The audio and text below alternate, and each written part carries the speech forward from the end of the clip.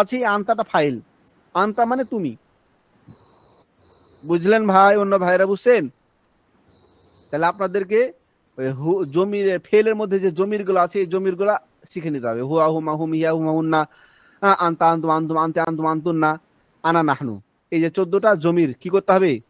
মুখস্থ করতে হবে। এগুলো করেছেন তো? মুখস্থ করার তো কথা,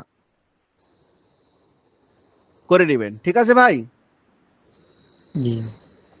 আচ্ছা, তাহলে এটা হলো ফাইল।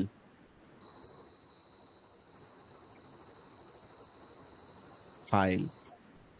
নি'মাতা, উযকুরু, তোমরা স্মরণ করো, নি'মাতাল্লাহ, আল্লাহর নিয়ামত। কার নিয়ামত? আল্লাহর নিয়ামত। আল্লাহর নিয়ামত। তো এখানে নি'মাতা, নি'মা, এটা হলো আপনার মুজাফ।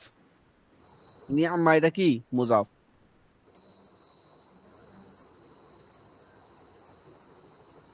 মুজাফ, মুজাফ কাকে বলে পড়েছেন?